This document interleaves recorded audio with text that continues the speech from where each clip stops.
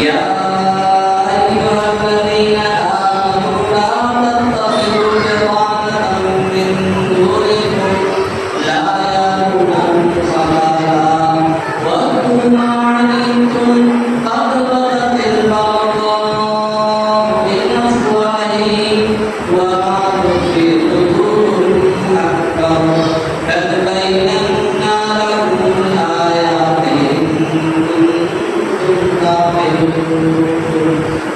وعن أبي هريرة رضي الله تعالى عنه قال قال رسول الله صلى الله عليه وسلم انظروا إلى من هو أسفل منكم ولا تنظروا إلى من هو فوقكم فهو أجدر من لا تذكروا نعمة الله عليكم.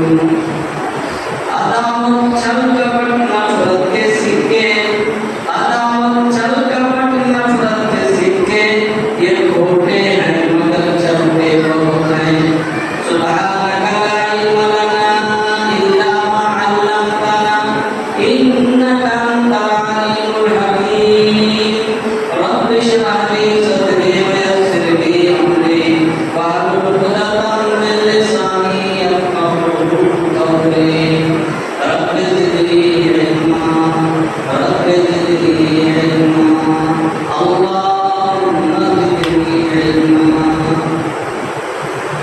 حاضرین ایمان، بزرگوں اور نوجوان ساتھیوں اور عزیز بچوں، اور اگر آواز اونچ رہی ہے تو قوم ملت کی ماں. ابھی میں نے آپ کے سامنے خطبہ مصنوعہ کے بعد سورہ آل عمران ایک آیت کریمہ کی تلاوت کی ہے اور بخاری اور مسلم کے حوالے سے ایک حدیث بھی پڑھی ہے. اسی نصوص کی روشنی میں آج کے اس خطبے میں کچھ باتیں آپ تک پہنچانے کی کوشش کروں گا. اللہ رب العزت سے دعا ہے کہ مجھے کتاب و سنت کی روشنی میں کہنے اور ہم سب کو اس کے مطابق چلنے کی توفیق دے. حضرات گرامی، جو آیت کریمہ میں نے آپ حضرات کے سامنے تلاوت کی، اس میں دراصل اللہ رب العزت نے کافر اور مشرک سے ہمیں ہوشیار رہنے کی تاکید ہے کہ یہ کافر اور مشرک ہمارے بارے میں جو جذبات و عقائد رکھتے ہیں یا ان میں سے جن کا وہ اظہار کرتے ہیں یا وہ اپنے سینوں میں مخفی رکھتے ہیں، اللہ رب العالمین نے بالکل واضح طور پر ارشاد فرما دیا، کہا یا ایھا الذین آمنوا لا تتخذوا بطانة من دونکم، کہ اے مومنوں تم اپنا ولی دوست ایمان والوں کے سوا کسی اور کو نہ بناؤ. وَدُّوا مَا عَنِتُّمْ لَا يَأْلُونَكُمْ خَبَالًا، تم دیکھتے نہیں کہ تمہارے تعلق سے انہوں نے کوئی کسر نہیں اٹھا رکھی ہے. وَدُّوا مَا عَنِتُّمْ، وہ تو چاہتے ہی ہیں کہ تم دکھ میں لو.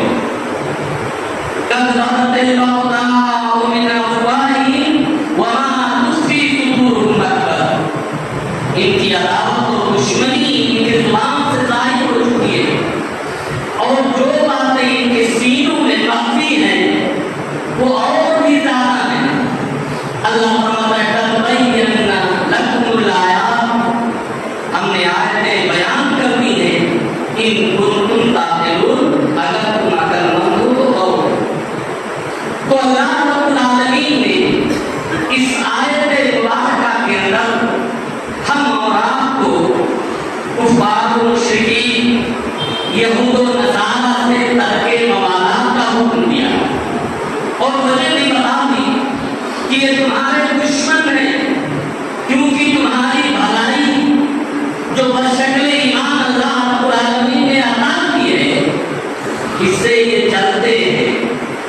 اور ہمارا کام یہ ہے کہ ہم سب و استقلال اور ضبط نفس سے کام لے کر ان کے آتش حسد کو بجھا دیں۔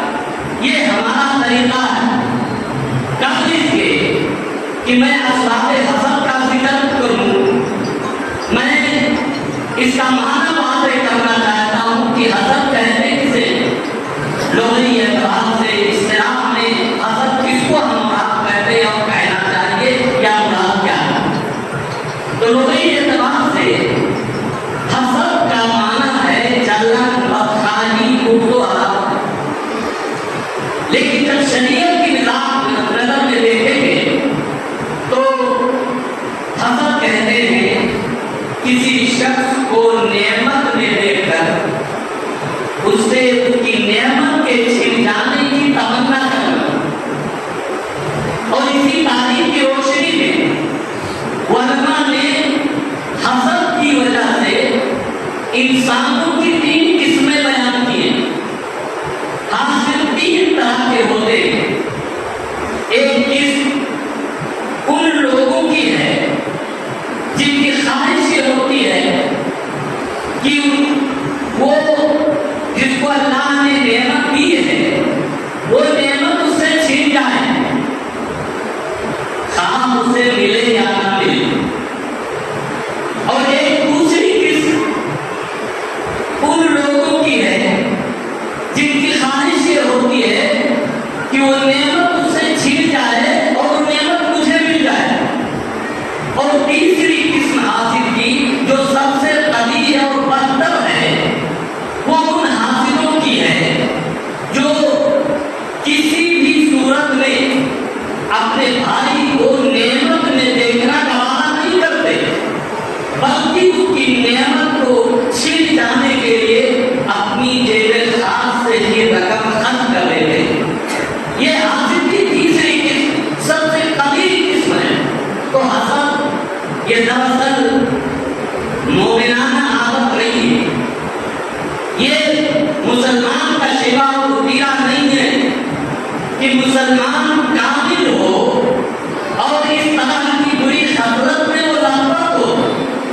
آئیے میں ذکر کروں کہ یہود و نصارہ یا کفار و مشرکین کے اسباب حسد کیا ہے، یہ مسلمانوں سے یا نبی پاک صلی اللہ علیہ وسلم کی نبوت اور رسالت سے یہ نفرت کیوں کرتے تھے، نبی پر ایمان کیوں نہیں لاتے تھے، ان کے کچھ اعتراضات تھے۔ یہود کا اعتراض یہ تھا کہ اللہ رب العالمین نے جب بہت سارے انبیاء کرام علیہ السلام کو بنی اسماعیل میں پیدا کیا تو یہ آخری رسول بھی اسی خاندان میں آنا چاہیے تھا، جبکہ آخری نبی کا ظہور بنی اسماعیل میں ہوا۔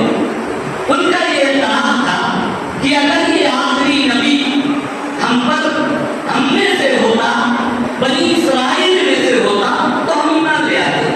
اللہ رب العالمین نے ان کے اس اعتراض کا نقشہ سورہ نساء کے اندر کھینچا۔ اب یعبدون الناس علی ما آتاهم اللہ من فضلہ وقد آتینا لإبراہیم الکتاب والحکمہ وآتیناہم ملکا عظیما فمنہم من آمن بہ ومنہم من صد عنہ وکفی بجہنم سعیرا۔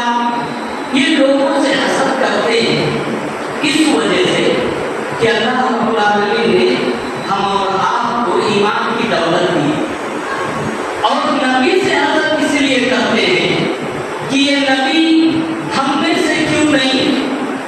تو اللہ رب العالمین نے اس آیت کے اندر انہیں اس بات کی طرف توجہ دلائی ہے کہ اے بنی اسرائیل، اگر یہ جو تم دعویٰ کرتے ہو کہ اگر یہ نبی ہم میں سے ہوتا تو ہم ایمان لے آتے، اولاً تو تمہیں اس پر اعتراض کا حق نہیں ہے، کیونکہ نبوت اور رسالت یہ میرا کام ہے، یہ میں جسے چاہوں نبی اور رسول بناؤں۔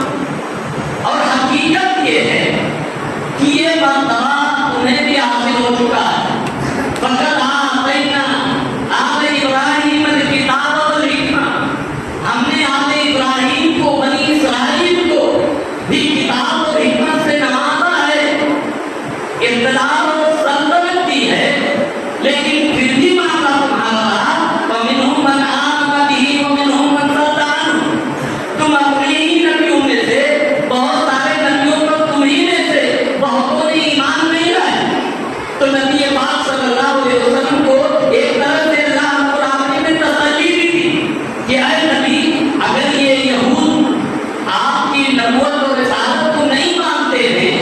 تو یہ کوئی انوکھی بات نہیں ہے، ان کی تو تاریخ ہی نبیوں کی تہذیب سے بھری پڑی ہوئی ہے، یہ تو اپنی ہی نسل کے انبیاء پر ایمان نہیں لائے، کچھ لوگ ایمان لائے اور کچھ لوگ ایمان نہیں لائے۔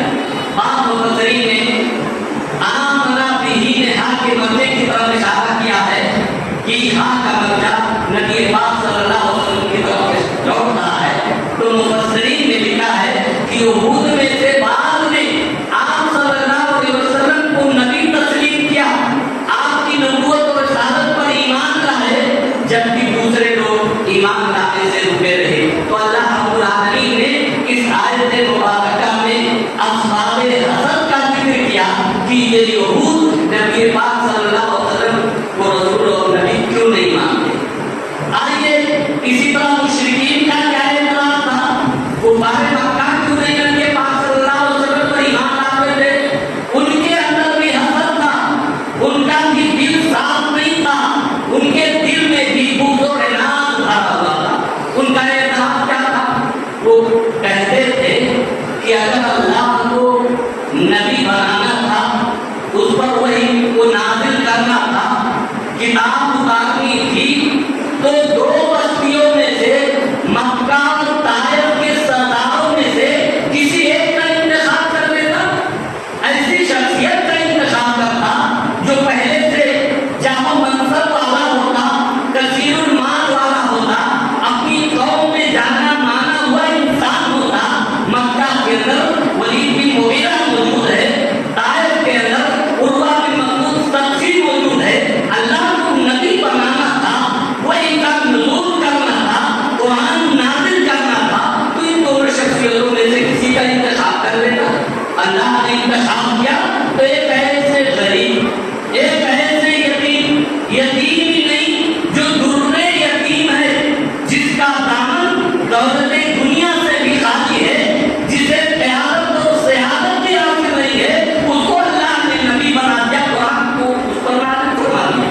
تو ان کا یہ اعتراض یہ تھا کہ اگر سردار کو نبی بنایا جاتا تو ہم ایمان لے آتے۔ حالانکہ یہ بات بھی غیر معقول تھی، اس لیے کہ نبوت اور رسالت یہ اللہ کا فضل ہے۔ اللہ نے ان کے اس اعتراض کا خود ہی جواب دیا ہے، اب ہم یقسمون رحمت ربی، کیا یہ اپنے رب کے رحمت کو بانٹ رہے ہیں؟ رحمتوں میں سے سب سے عظیم رحمت یہ نبوت اور رسالت ہے۔ یہ کون ہوتے ہیں بانٹنے والے؟ یہ کون ہوتے ہیں کہ جس کو چاہے رسول بنا دے، جس کو چاہے نبی بنا دے؟ نبی اور رسول بنانا میرا کام ہے، اللہ رب العالمین کا کام ہے، اس رب کا کام ہے جو پوری کائنات کا خالق اور خالق ہے، کیونکہ اسے ہر بات کا علم ہے، وہ ہر شخص کے حالات سے پوری طرح واقف بھی ہے، وہ جانتا ہے، بہتر طریقے سے سمجھتا ہے کہ انسانوں میں سے نبوت کا تاج کس کے سر پر رکھا جائے۔ میرے بھائی اور دوستو، یہ ایک اور نکتہ میں بتانا چاہتا ہوں، ہم یقسمون رحمت ربک سے کہ اگر اللہ رب العالمین نے کسی کو کوئی نعمت دی ہے اور اگر کوئی اس نعمت سے جلتا ہے، اس کو تکلیف ہوتی ہے، تو حقیقت یہ ہے کہ وہ اپنے بھائی سے نہیں جلتا ہے، بلکہ تقسیم خداوندی سے وہ راضی نہیں ہے، اس کا اعتراض رب پر ہے، اس لیے کہ انسان کو جو کچھ بھی ملتا ہے وہ اللہ رب العالمین کی جانب سے ہوتا ہے۔ تو اگر آدمی اپنے بھائی سے حسد کرتا ہے، اپنے بھائی سے جلن رکھتا ہے، اس کی قیادت اور سیادت کو دیکھ کر، اس کے جاہ و منصب کو دیکھ کر، اس کے مقام اور مرتبے کو دیکھ کر، اس کے علم اور عظمت کو دیکھ کر اگر اٹھن محسوس ہوتی ہے، تو گویا وہ اپنے بھائی سے نہیں چلتا، بلکہ رب کائنات کی تقسیم پر اعتراض کرتا ہے۔ تو یہ اعتراض تھا کس کا؟ کفار و مشرکین کا۔ تو حسد کے تعلق سے ایک اور میں سبب بتاؤں کہ حسد میں آدمی مبتلا کیوں ہوتا، یہ تو ان کے اسباب ہے۔ ہم اور آپ آج جو حسد میں مبتلا ہیں، مومن ہوتے ہوئے، وجہ کیا ہے؟ اس کی ایک وجہ سب سے بڑی یہ ہے کہ آج ہم گناہ اور زیادتی پر ایک دوسرے کا تعاون کرتے ہیں، ظلم و زیادتی پر ساتھ لینا، مدد کرنا،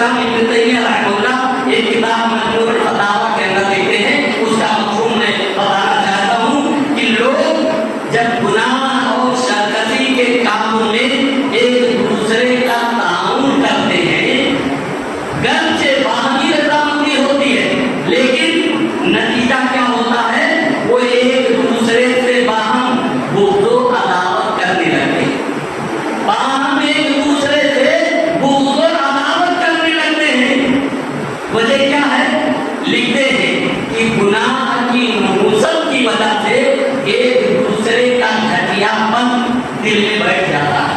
وقتی طور پر وہ جھوٹ کا ساتھ دے دیتا ہے, وہ باطل کام کی تعریف کر دیتا ہے, لیکن جب نتیجہ سامنے آتا ہے تو وہی تعریف کرنے والا اپنے بھائی سے بغض و اناد میں مبتلا ہو جاتا ہے, دشمنی کرنے لگتا ہے کہ یہ چیز اسے حاصل ہو گئی. آئیے شیخ علامہ ابن تیمیہ رحمہ اللہ, جو شیخ الاسلام ابن تیمیہ رحمہ اللہ کے شاگرد ہیں, ان کا قول دیکھتے ہیں کہ اگر آدمی ظلم و زیادتی کا ساتھ دیتا ہے تو کیا نقصان ہوگا. وہ لکھتے ہیں کسی باطل کام میں مدد کرنے والے دو لوگوں کی محبت بالآخر بغض و اناد میں تبدیل ہو جاتی ہے. شروع میں معاملہ محبت کا ہوتا ہے, باہمی رضامندی سے وہ ایک دوسرے کی بات کی تعریف کرتے ہیں, لیکن جب نتیجہ سامنے آتا ہے تو یہی محبت اور الفت بغض و اناد میں مبتلا ہو جاتی ہے, یعنی یہ فرق کر وہ بغض و اناد میں ان کو مبتلا کر دیتا ہے. تو پتہ یہ چلا کہ اگر آدمی نیکی اور پرہیزگاری کی کرنے والے کی تعریف کرتا ہے, اس کے ساتھ اس کا تعاون ہوتا ہے, تو گویا اس کا دل پاک و صاف ہوتا ہے, بغض و اناد سے وہ بالکل پاک و صاف ہوتا ہے. لیکن اس کے برعکس جب وہ ظلم زیادتی کرنے والے باطل کام کی تعریف کرنے والے کی جب تعریف کرتا ہے تو اس کے دل کے اندر بغض و عداوت پیدا ہو جاتی ہے, اور بغض و عداوت کا پیدا ہونا ہی یہی حسد ہے, یہی حسد ہے. اس لیے ہم اور آپ کو اس کا خاتمہ اور حل بھی اسی آیت کے اندر موجود ہے کہ وَلَا تَعَاوَنُوا عَلَى الْإِثْمِ وَالْعُدْوَانِ, نہ کرو بلکہ کرو کیا, اگر اپنے آپ کو پاک و صاف رکھنا چاہتے ہو تو تعاونوا علی البر والتقوی, تو تم کیا کرو, نیکی اور پرہیزگاری میں امداد کرو. نیک لوگوں کو, حق لوگوں کے, سچے لوگوں کی ساری تعریف کرو, برے اور جھوٹے لوگوں کی مدد نہ کرو. تو یہ حسد کے پیدا ہونے کے اسباب ہیں جن سے ہم اور آپ کو دور رہنے کی ضرورت ہے. اسی طرح سے اگر ہم غور کریں کہ یہ حسد کے کیا نقصانات ہیں تو آپ دیکھیں گے کہ بہت بڑے بڑے امور اس دنیا میں اسی حسد کی وجہ سے پیدا ہوئے. اولاً آپ دیکھیں گے دنیاوی اعتبار سے کہ آپس میں اختلاف پیدا ہوتا ہے, آپس میں اختلاف پیدا ہوتا ہے, سماج میں بگاڑ آتا ہے, نہ جانے اس کے نتیجے میں کتنی جانیں چلی گئیں, کتنے خون بہائے گئے, کتنے مال خرچ ہوئے, کتنے گھر تباہ و برباد ہو گئے. حسد ہی کی وجہ سے شیطان کی پہلی نافرمانی کی. آپ غور کریں گے یوسف علیہ السلام کے خلاف ان کے بھائیوں کی جو کارگزاری تھی وہ حسد ہی کی بنا پر تھی. آپ غور کریں گے اگر قرآن کا مطالعہ کرتے ہوں گے تو حضرت آدم علیہ السلام کے مشہور بیٹوں کا واقعہ حابیل اور قابیل کا آپ نے پڑھا ہوگا. قابیل نے اپنے بھائی حابیل کو کیوں قتل کر دیا تھا, صرف اور صرف حسد کی بنا پر. یہی نہیں بلکہ یوسف علیہ السلام کے بھائیوں نے اپنے بھائی کو حسد کی بنیاد پر کنویں میں ڈال دیا. یہ علماء یہود بلکہ رئیس المنافقین عبداللہ بن ابی بن سلول کی عداوت نبی پاک صلی اللہ علیہ وسلم سے کیوں تھی, صرف اور صرف یہی حسد سبب تھا. تو حسد سے ہم اور آپ کو دور رہنا چاہیے. اللہ تعالیٰ نے حضرت یوسف علیہ السلام کے تعلق سے ذکر کیا ہے قرآن مجید کے اندر کہ حضرت یوسف علیہ السلام نے جب نبوت کے تعلق سے خواب دیکھا اور خواب کا ذکر اپنے باپ یعقوب علیہ السلام سے کیا تو یعقوب علیہ السلام نے منع کیا بیٹے کو کہ دیکھو تم اپنے خواب کا ذکر بھائیوں سے نہ کرنا, بھائیوں سے نہ کرنا. اس کی وجہ بھی آگے قرآن کے اندر موجود ہے. اذ قال یوسف لأبیہ انی رأیت احد عشر کوکبا والشمس والقمر رأیتهم لی ساجدین. جب یوسف علیہ السلام اپنے خواب کا ذکر کر رہے ہیں نبوت کے تعلق سے کہ میں نے چاند ستاروں کو دیکھا, 11 ستارے, سورج, چاند. یعقوب علیہ السلام چونکہ نبی تھے انہوں نے اس سے اندازہ لگا لیا کہ یہ میرا بیٹا جو ہے عظمت شان کا حامل ہونے والا. تو انہوں نے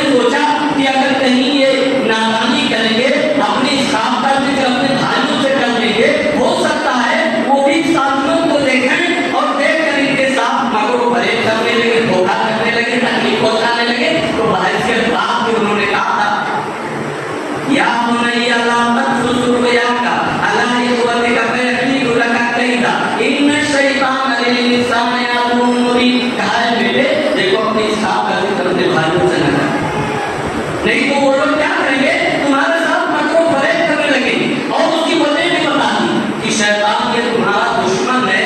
شیطان ہمیشہ اس میں لگا ہوتا ہے کہ آپ کو کب سیدھے راستے سے ہٹا دے، کب آپ کو بغض میں مبتلا کر دے. تو وجہ بتا دی کہ شیطان انسان کے رگ رگ میں ہے، وہ ہمیشہ اس کے ساتھ رہتا ہے. ممکن ہے شیطان کے بہکاوے میں آئے اور یوسف کے بھائی یوسف کو تکلیف پہنچا دے. تو اللہ رب العالمین نے بہرحال اس آیت کے اندر حسد کا ذکر فرمایا. لیکن یہاں ایک چیز قابل غور ہے جو میں آپ کو بتانا چاہتا ہوں، واقعہ آپ نے باہر سنا ہے. یہاں پہ ایک نقطہ بتانا چاہتا ہوں. آپ اندازہ کیجیے کہ باپ کا کتنا بڑا مقام ہے کہ اگر آپ نے غلطی کی، مخالفت کی، تو چاہے وہ پریشانی وقتی طور کی ہو، بہرحال پریشانی میں مبتلا ہوں گے. یوسف علیہ السلام کو باپ یعقوب علیہ السلام نے یہی تو کہا تھا کہ لا تقصص رؤیاک علی اخوتک، کہ بھائیوں سے خاص کر ذکر نہ کرنا. لیکن جب انہوں نے کر دیا تو نتیجہ کیا ہوا؟ بھائیوں کے سر میں آ گئے، بھائیوں نے انہیں کوئی ڈال دیا.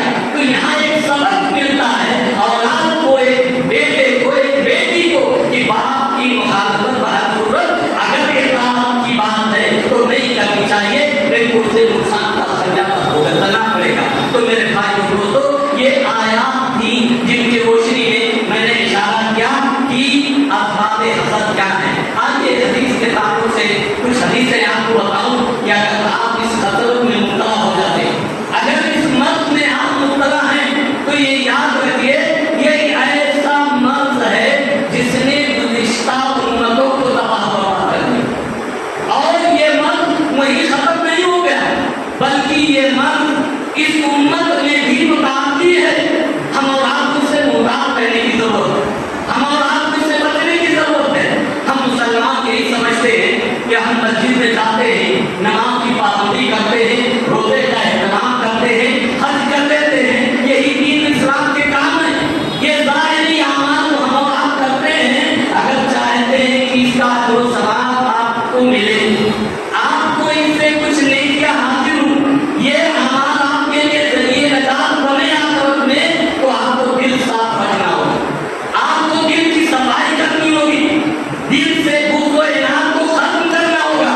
اس لیے کہ حضرت ابو ہریرہ رضی اللہ تعالیٰ عنہ بیان کرتے ہیں کہ نبی پاک صلی اللہ علیہ وسلم نے فرمایا ایاکم والحسد فإن الحسد یأکل الحسنات کما تأکل النار الحطب. کہتے ہیں کہ اپنے آپ کو حسد سے بچاؤ، کیونکہ حسد نیکیوں کو ایسے کھا جاتا ہے جیسے آگ لکڑیوں کو کھا جاتی ہے. پتہ یہ چلا کہ اگر آدمی اس مرض میں مبتلا ہو گیا تو اس کی نماز خطرے میں ہے، اس کا روزہ خطرے میں ہے، اس کے دوسرے امور صالحہ خطرے میں ہیں، امور خیر اس کے خطرے میں ہیں. اگر وہ بچنا چاہتا ہے تو جس طرح نماز کی محافظت کرتا ہے، جس طرح روزے کی محافظت کرتا ہے، جس طرح سے اور اعمال صالحہ انجام دیتا ہے، اس کو اندر کی بھی صفائی کرنی پڑے گی، دل سے ضرورت کو ختم کرنا پڑے گا. انعام اور دشمنی اپنے بھائی سے پیغام کو دور کرنا پڑے گا.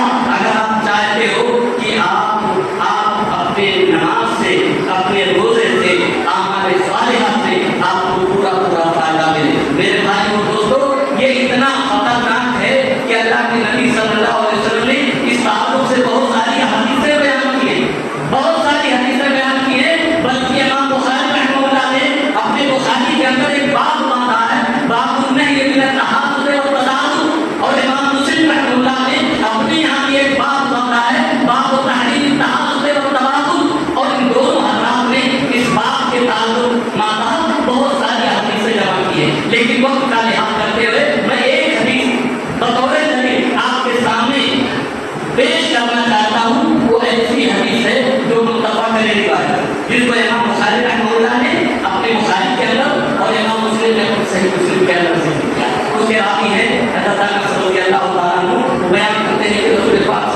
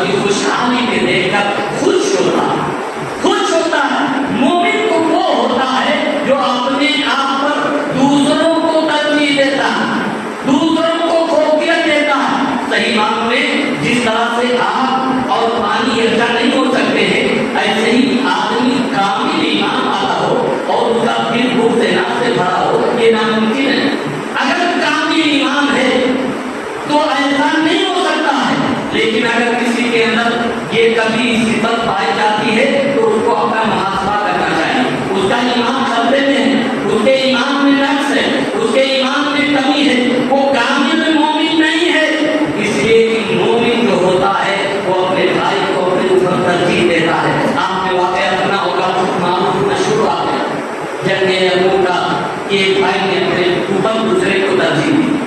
حضرت حذیفہ رضی اللہ تعالیٰ عنہ بیان کرتے ہیں کہ میں اپنے چچیرے بھائی کی تلاش میں سبزیوں کو دیکھ رہا تھا. وجہ بتاتے ہیں کہ میرے پاس پانی کا خواہش تھی کہ اگر گر گیا اس میں جان کچھ باقی نہیں تو پانی پلا دوں گا, اس کا چہرہ صاف کر دوں. یہ بیان کرتے ہیں کہ تلاش کرتے کرتے میں اپنے چچیرے بھائی تک پہنچ گیا.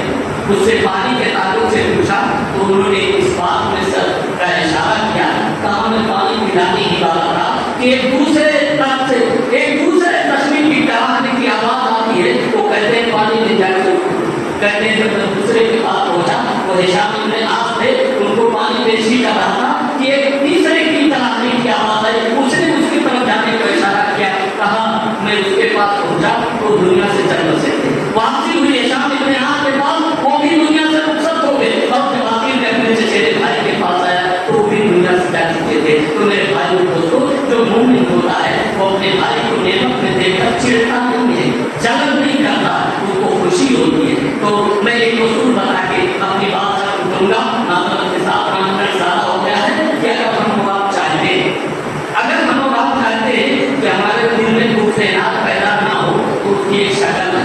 شریعت میں ایک اصول بتایا, ایک ضابطہ دے دیا ہے, ہمارے پاس ایک آئیڈیل ہے, ایک نمونہ ہے. اگر اس کے مطابق زندگی گزاریں گے تو انشاءاللہ العزیز ظاہر کی طرح باطن کی بھی صفائی ہو جائے. حضرت ابو ہریرہ رضی اللہ تعالیٰ عنہ بیان کرتے ہیں, رسول پاک صلی اللہ علیہ وسلم نے فرمایا, انظروا الی من هو اسفل منکم.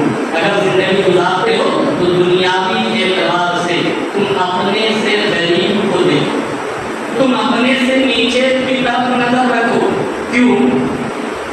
اس کا فائدہ جب آپ اپنے سے کمتر کو دیکھیں گے, اپنے سے غریب کو دیکھیں گے تو آپ اللہ کا شکر ادا کریں. جس حال میں اللہ نے آپ کو رکھا ہے اس پر آپ اعلان کریں گے. تو گویا اعلان کرنا یہ دل سے بغض و عناد دور رکھنے کا ایک سبب ہے. تنظروا الی من هو اسفل منکم, اپنے سے غریب کو دیکھو. ولا تنظروا الی من هو فوقکم, اپنے سے اوپر نہ دیکھو, اپنے سے غریب امیر کو نہ دیکھو. کیوں؟ اس لیے کہ اس کا نقصان ہے. فهو اجدر ان لا تنظروا نعمت اللہ علیکم. اگر اس اصول کے مطابق چلو گے تو تم اللہ کی کسی نعمت کو کمتر نہیں سمجھو گے.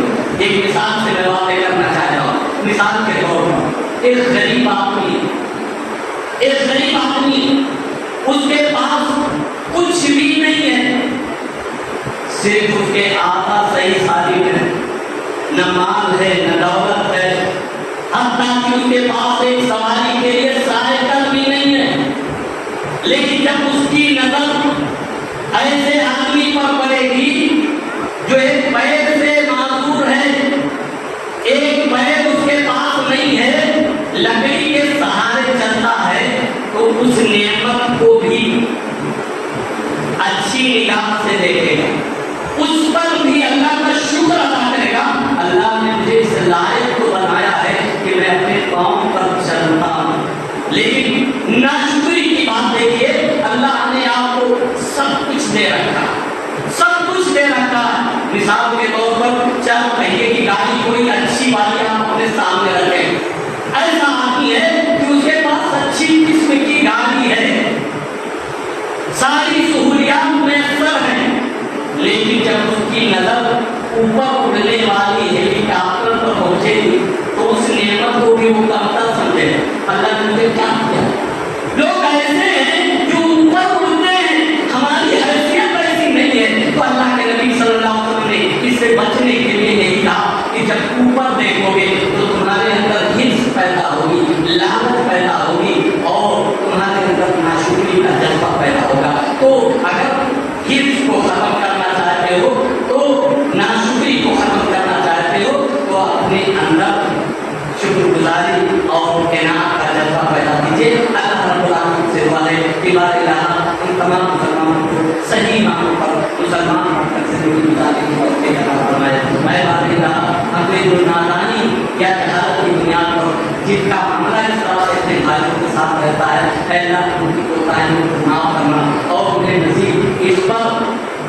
امور دین پر چلنے کی توفیق عطا فرما اے باری اللہ ہم جو پریشان ہیں ان کی پریشانی کو دور فرما اے باری اللہ ہم بیمار ہیں مریض سے شفا کی عطا فرما اے اللہ جب تک ہمیں دنیا میں ایمان اسلام کو باقی اور خطاب نہ ہو تو ایمان اسلام کو باقی دعوت